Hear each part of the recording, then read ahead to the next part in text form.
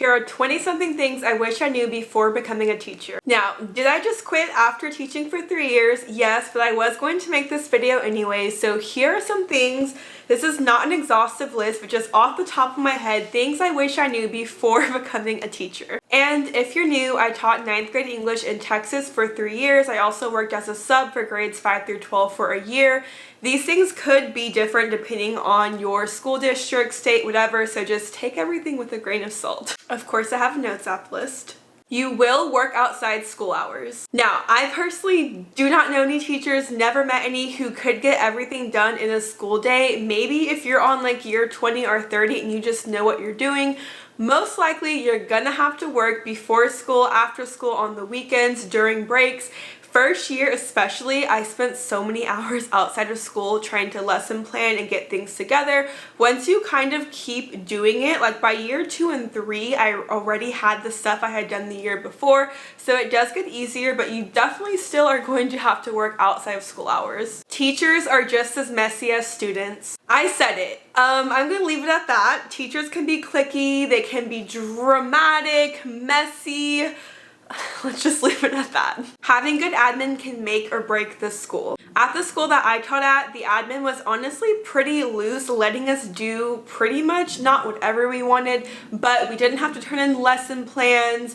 They weren't like watching our every move or micromanaging, and they also weren't super strict on dress code. I have friends and I've heard stories from people who had admin like from hell who were just so anal or so micromanagey, so definitely in the interview kind of scope out and see what it's like.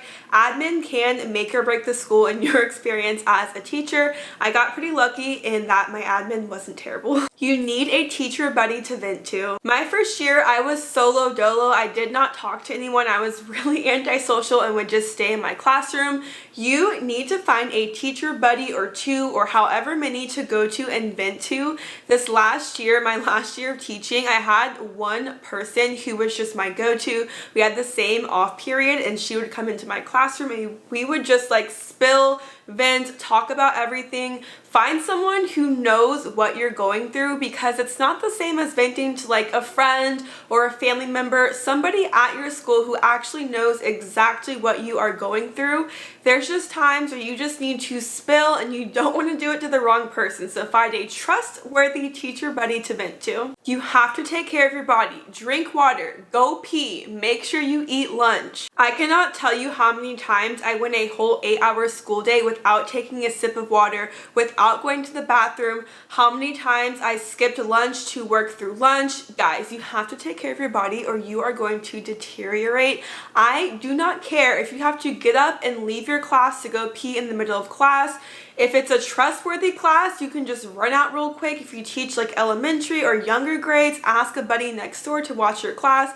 You have to take care of your body, and I think teachers sometimes neglect that and just get so zoned in that we literally are dehydrating ourselves, hurting our kidneys and our well-being. So please take care of yourself. Your students will stalk you and find you on all social media. Now, I know that I post on social media, so I always expect that at some point in the school year they're going to find me. But I've heard from other teachers who don't even put themselves publicly out there that they will find them on Facebook, find their address, just everything. Like, students are curious, and no matter what you do, they will stalk you and find you. My first year as a teacher, I actually, if you've been following me for a while, used to go by a different name on social media. I did that on purpose because I didn't want to put my last name out there.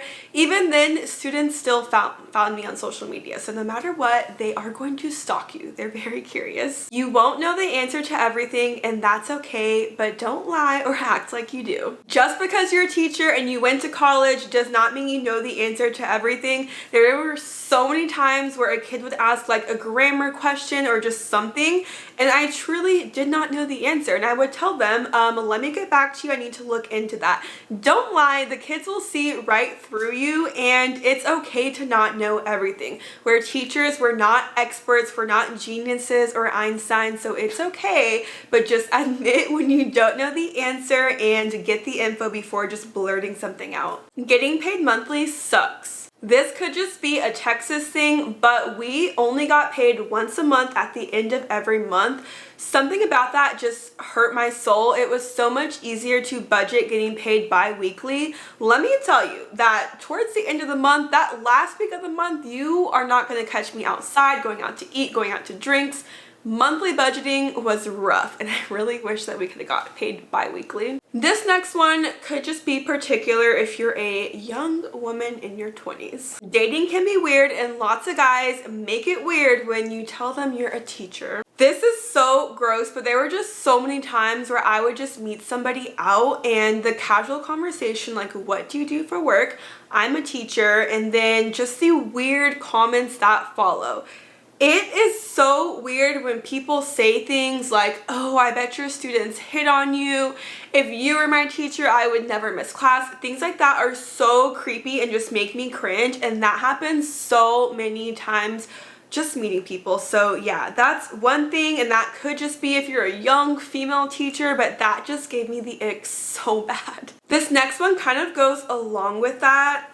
Drinking and partying can be weird because people make you feel like you shouldn't be doing that if you're a teacher. I'm in my 20s. I do not care that I'm a teacher. I have a life outside of being a teacher. There were just so many times where people would just be like, why are you out drinking? Or why are you at the bar? You're a teacher. You're supposed to be a role model. What I do outside of my job does not dictate how I teach. It's the same thing where people like don't like doctors or just certain professions living their lives. But if you are a mechanic or if you work any other job, nobody makes you feel that guilt. So definitely sometimes going out could be weird.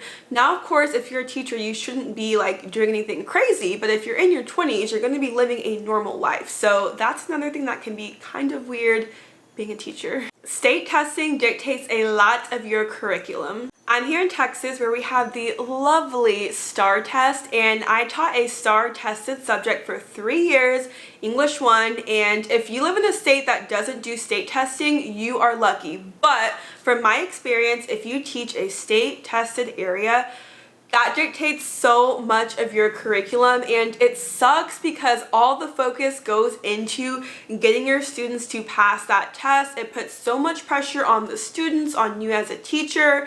It's just not a fun time, and there's just so much effort that goes into test scores. That's really all they care about are what are your scores, what are your scores. And so one thing that did suck is that a lot of that dictates what you can and can't and what you have time to teach. There is a lot of paperwork. So much paperwork. I think it depends on what you teach, but teaching a core state tested subject, English 1, there was so much paperwork and documentation for special education, all these different initiatives and programs, and there's just endless paperwork that needs to get done. Most of it, from my experience, was online and digital, but just so many spreadsheets and documentation, so be prepared for the paperwork. Listen closely. Use your off days. Use your off days. My first year, I did not take any off days because I was so scared that people would think I wasn't a hard worker.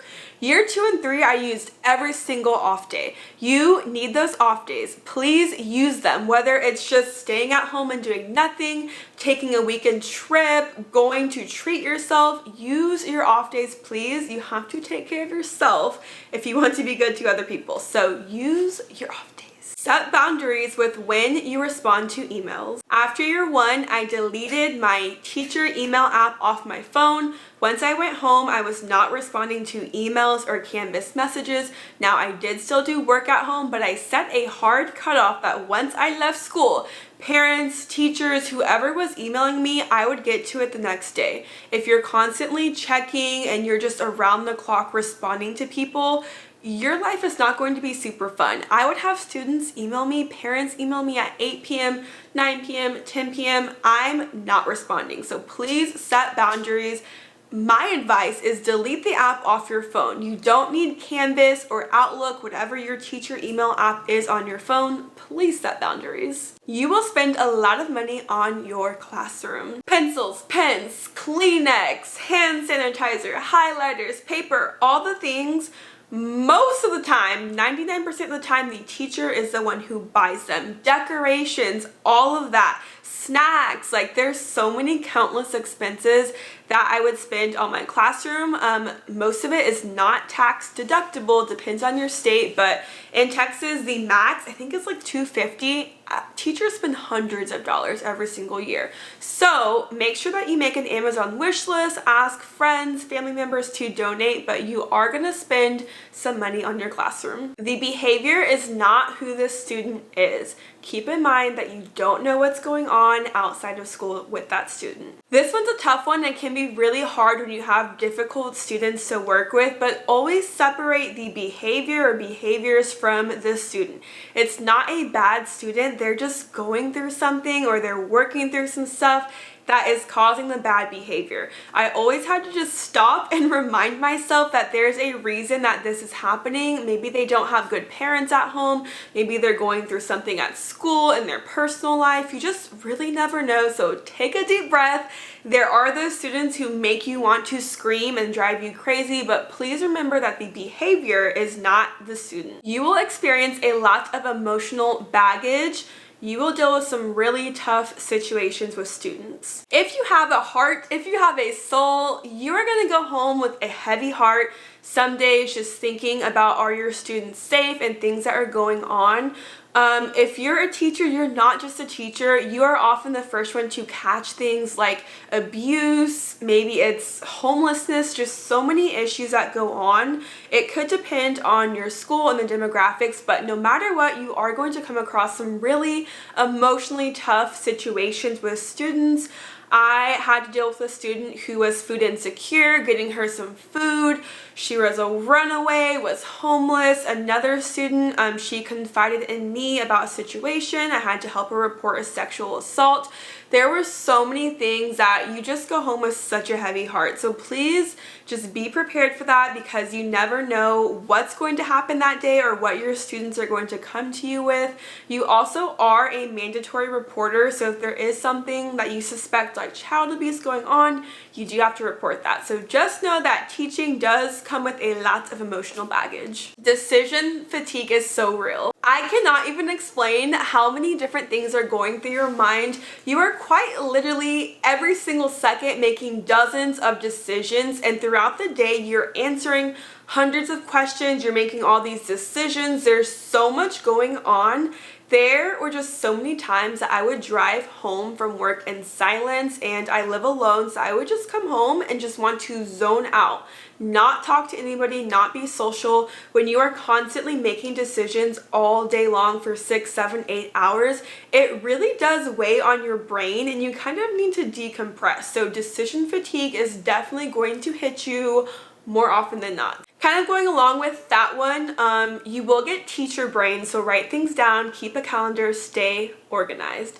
I would forget everything because, again, you are constantly making so many decisions and there's just so many things going on. So keep a Google Calendar, a planner, something, post-it notes, write stuff down so that you do not forget. You will have to sit in a lot of meetings that could have just been an email. Self-explanatory, so many meetings that just drag on when it could have just been an email, and there's always going to be that one teacher who keeps asking questions and making the meeting go on longer and longer. You will have to attend the same boring professional development year after year. After your first year, every year after that is pretty much the same boring trainings and sessions of things that you already know, but you will have to continue sitting through them every single year. Technology always fails, so always have a backup. Your projector is going to go out, your computer is going to stop working, the printer, the copier is going to be broken.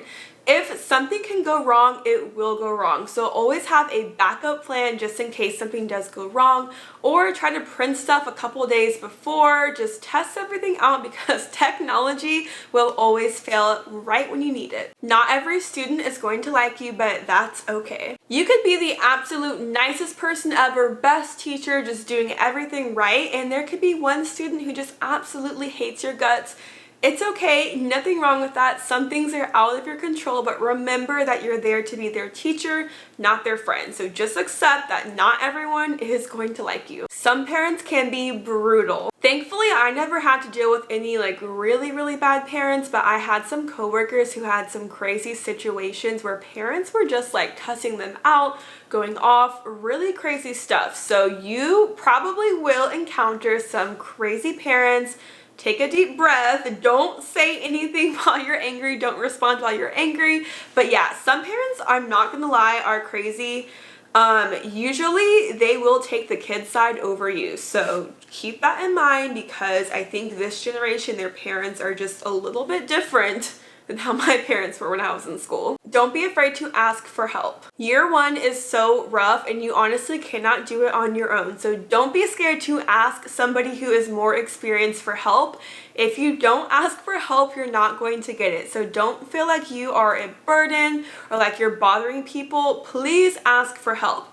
And on the flip side, once you are that person who is more experienced, help out those people. Last year, my 3rd year, I was a mentor to a 1st-year teacher, and I remember how it felt to feel so lost and overwhelmed and like nobody was there to help you. So even if that person maybe doesn't come to you for help, go to them and see what they need. So don't be scared to ask for help. And then on the flip side, go help people. And the last one, you will run into students outside of school, and it is so awkward. At the park where I was running, at the gym, at the grocery store, you will run into students, and it's funny because they feel so awkward, but trust me, teachers, we feel mortified. One time I had just come from the gym and I was going to the grocery store, so I was wearing workout clothes, and I ran into a student, and it was the most awkward thing ever, and I ran out the grocery store and never went back there. So that is one thing that you will unfortunately experience. I actually, after my 2nd year, I moved about 30 minutes away from school. So once I moved, I felt safer, but when I was in with like a 15-20 minute radius of school, oh, the mall, there's so many places that I ran into students. So either be on the lookout or move outside of your school district. Those are things that I wish I knew before becoming a teacher. The list is not exhaustive. Those are just things that I thought of off the top of my head. If you're a teacher, comment down below what are some other things that you wish you knew before becoming a teacher. And I will catch you guys in the next video. Bye!